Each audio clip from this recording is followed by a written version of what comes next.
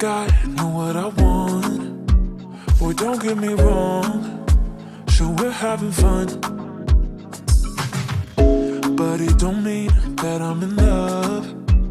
I like you a lot, but you gotta step up. I'm through trying to tell you what to do, how to make me fall for you. Hey guys, we're here. This is the Clutch and Chill podcast. I'm Lavelle Lycan. What's good? It's your boy Jaheim. And it's your boy Double A, Anthony X Anthony, y'all. What's litty? What's goody?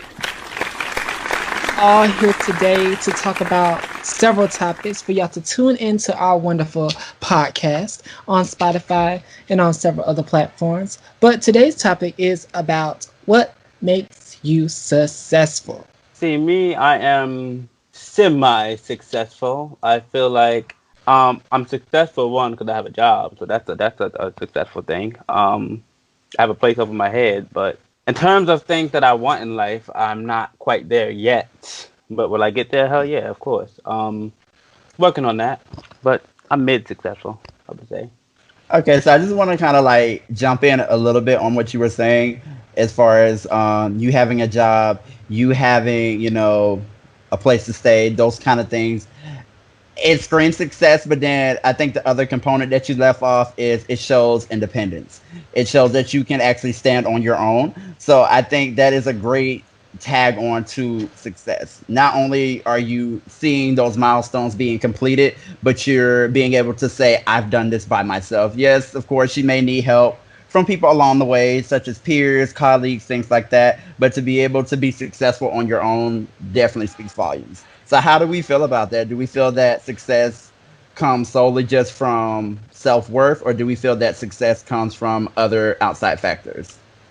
I feel overall that success comes from so many things around you, but it's all about independency, like you were saying, being independent about what you want in life. And are you willing to take that step and move forward to be successful? Are you willing to go through those steps to get to that end mark of where you want to be? When you want something, you gotta go ahead and get it. So, Okay. What do y'all feel like?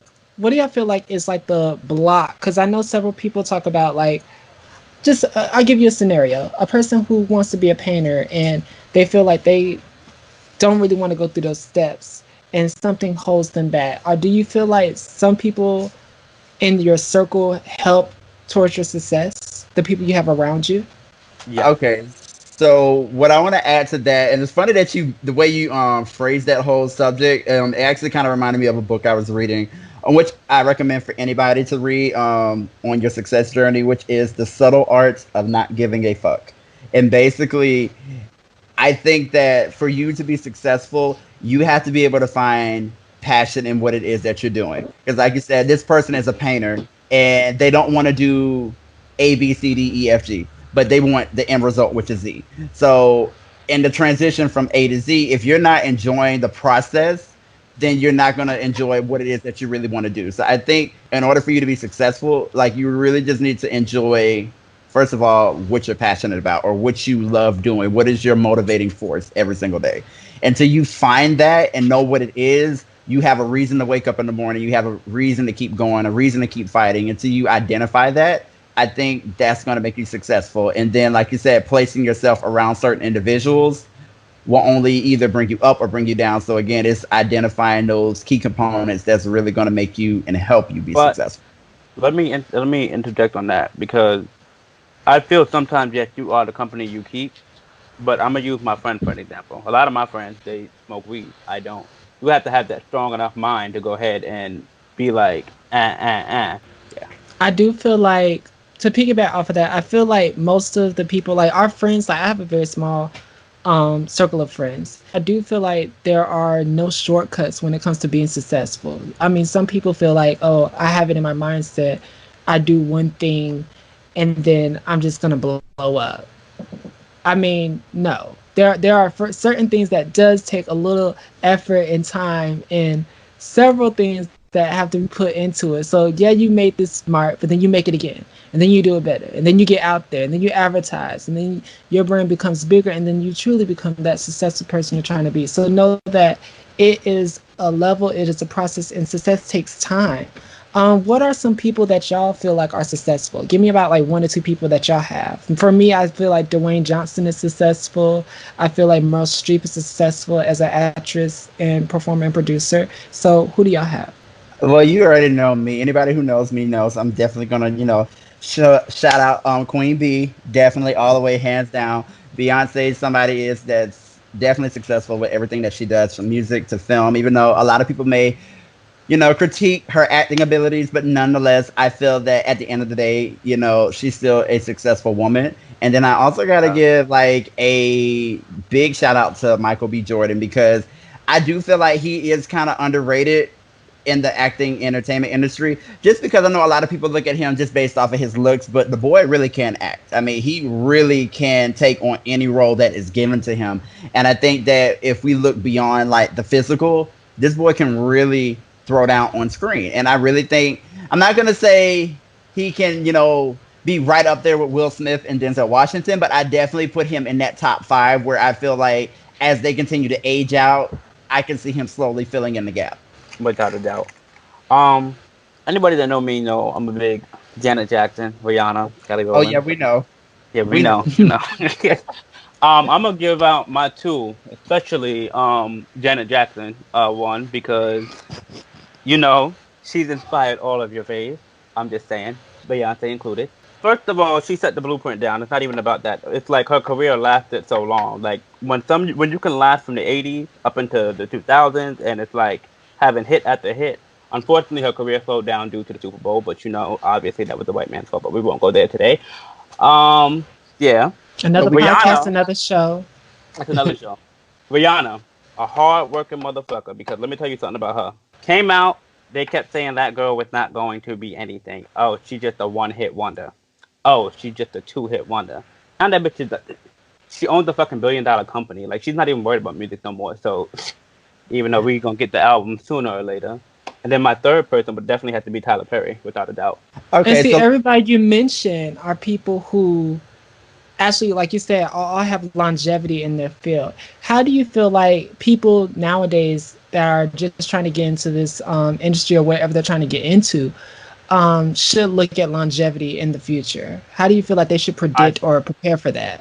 I feel like they don't look for that. I feel like they look for the right now, the right in the moment. No offense, I could be wrong. A lot of artists of today, and a lot of, not actors, but a lot of artists as of today, they don't do it. They do it for the current right now. They don't do it they don't look at the longevity. Like, I don't think that we'll be listening to a lot of people in 10, 15 years from now.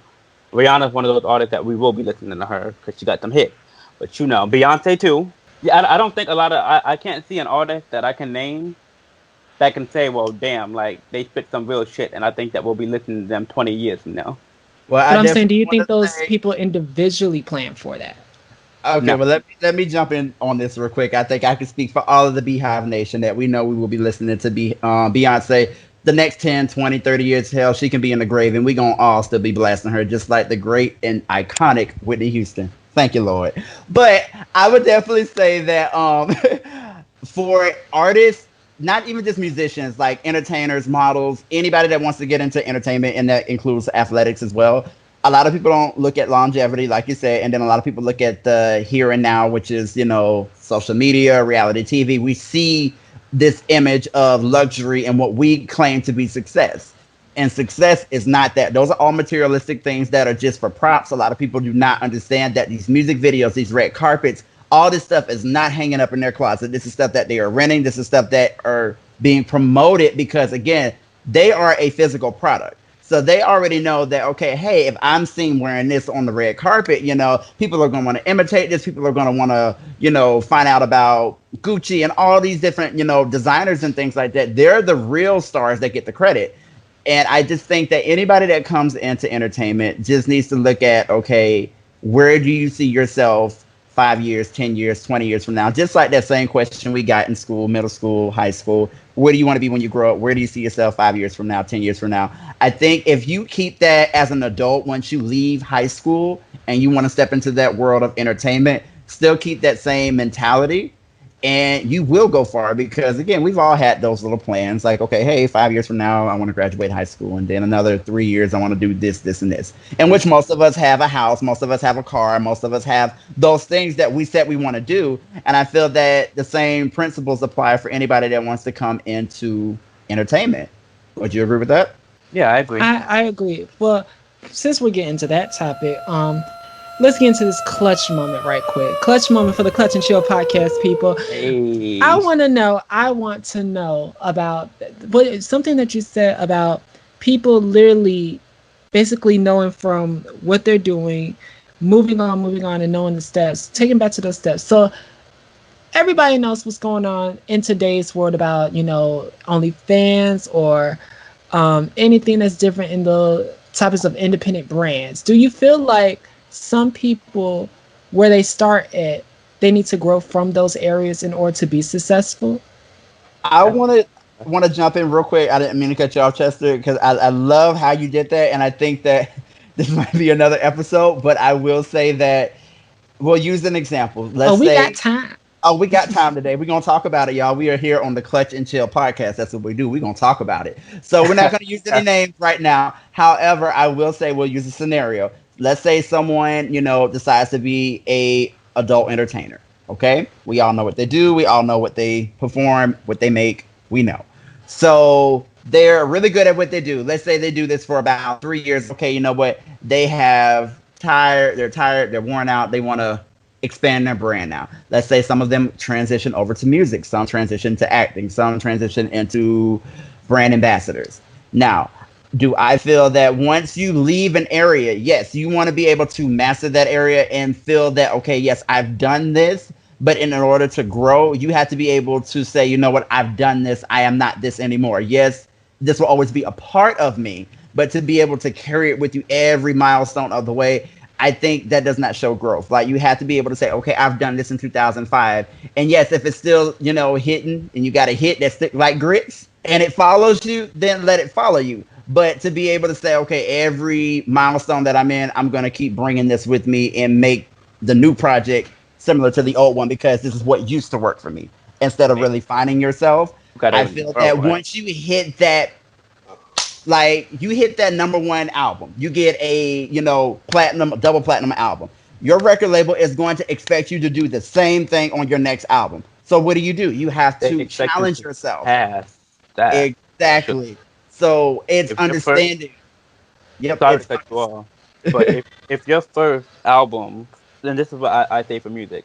If your first album is your best album, you have no growth as an artist, because I think that is not a good thing in my opinion. Not trying to get on the topic because I know we're not talking about music right now, but for an example, let's talk about it. Let's for an example, like Cardi B, that album. Wait a minute, are we ready for that heat though? No. I like Cardi. I mess with her. Let's say for an example, with her album, okay, Privacy. That's a damn dope album. Like you got to give it to her. For her debut, I think she went a little too hard. I think it's gonna be kind of hard for her to top that, and I don't think she's gonna have growth as an artist, and that's just my opinion. But we'll see. But you know what? I think Cardi definitely is one of those people that will surprise you, because I feel like and I hope I get this correct, because I don't want the whole world coming after the Clutch and Chill. This is just episode 1, but I feel. Right, that we already know that Nicki Minaj, we know where she sits. Like, we don't even have to address her right now. I'm looking at Cardi B. Cardi B, I feel like, is the Lady Gaga when it comes to rap. And I say that because while, yes, we know Nicki Minaj is really colorful and creative with her music videos, but I feel like Cardi B just takes it just a little bit further when it comes to the creativity aspect. And I feel like she's doing things that people do not understand, whereas Nicki Minaj, just like the whole world just knows, okay, well, if I paint my hair red, pink, and black, oh, well, this is just the thing. We just know this is what she's going to do. But when Cardi does something that we look at as art or creative, it's like, oh, well, she's trying too hard. You know what I mean? So I feel like she will come with a creative thing that I feel that people will not be ready for, but I think it will definitely outdo what she did. I would definitely say that. So while everybody's sleeping on her, She's actually being an artist and creating that project that is going to top what she did. So and I agree. I love the fact that Beyonce mentioned this in an interview. A lot of artists today, you know, we're not even gonna put Cardi in that situation because she's not doing that. A lot of new artists that come in, they are so pressed about a single. Like nobody makes albums. Everybody wants to make a single. They burn out, make another single. They burn out, burn out, burn out, burn out. And it's like, okay, now what? You know what I mean? What's next? On a heated moment about this, but Okay. did she come out with 7-Eleven right after that interview? And that was No. a quick little single that didn't go. It went somewhere, but you know. Oh no. But we're not gonna do that Also, today. We're not gonna do this. We is not going to do this. We're not gonna do it today. As We're not I gonna do it today. stand, witness, and sit, I am not finna sit here But I have and a have wake question, up tomorrow and have beehive all over my wolf emojis. Okay, I ain't got time. though. Listen, Beehive, y'all know I'm I representing was- hard for y'all. Bring it down to the chill moment of the section. So again, here at Clutch and Chill, we have those moments where me and my brothers will definitely have those heated discussions, but it's all in love. So now we're gonna bring it into the cool down section of Clutch and Chill, the quiet storm of smooth R&B and classic souls. Y'all know y'all like how I did that. Took us back for that one. Yes. Everybody's showing your age now. Ooh. Right. I will say, to narrow down to before we wrap this first segment, but also not really a quick segment. I'll say first segment of our Clutch and Chill podcast. What are your last final, I would say, quotes or sayings to give people out there the advice of just going for what you want and being that successful person that you feel like they need to hear from you individually? I will go first. I would definitely say to anybody listening to this podcast, I would say the best piece of advice is to, whatever it is you want to do in life, if you feel that you want to change your look, change anything about yourself, your name, go under a whole new alias, do it. I would definitely say start now. Like, I know we have coronavirus and everything going on in the world. Like, let's stop using those excuses to, you know, hide what we really want to do. Just do it. And if you fail, it's a learning experience. I mean, anything we do in life is going to be trial and error. But the best piece of advice I would say is start now. Never sit home wondering what if. Start now. I met a man actually. I was holding my baby nephew, like maybe about 2-3 weeks ago. 59 years old, never been married, never had no kids, and his first question to me was, "Am I, with this my baby?" Like I look so happy with him, or whatever the case may be. He gave me word of advice. He's like, which everybody knows, I want a child eventually. He gave me word of advice. Just do it. Like, he's 59 years old, has no kids, never been married, no nothing. And he said he sits up there, he wakes up every day like, damn, I wish I could have had a family. It's too late now. Well, it ain't never too late. But he feel like it's too late now because, by the time I have a kid and my kid gets old enough, oh damn, I'm gonna be 80. Yeah, don't sit back. You got to understand the thing is with success. Of course, sometimes you are going to fail.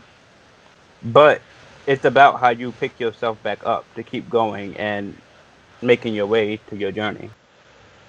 I have to say, on success, I would have to say to everybody listening to our, episode 1 of our Clutch and Chill podcast, I will say each individual on this podcast is very successful, and everybody who we choose to bring in for season 2 on this podcast is very successful. And I will say all these people did not just wake up successful. To be successful, it takes determination. It takes courage. It takes you to know what you want to do and be able to take that jump, take that leap into something that you may know, but you're not really gonna know about until you finally get in those shoes and get over that hurdle. So know to push yourself towards that level, to grow, to develop and become the person that you want to be, and know that nobody's gonna hold you back from that. Nobody is going to sit there and tell you no. And if they do, you go past them. You say yes, I can. This is Lavelle Lycan. It's your boy Jaheim. And your boy Double A, Anthony X Anthony. And this is the Clutch and Chill podcast. Know what I got, know what I want. Boy, don't get me wrong. Sure, we're having fun. but it don't mean that I'm in love. I like you a lot, but you gotta step up. I'm through trying to tell you what to do, how to make me fall for you.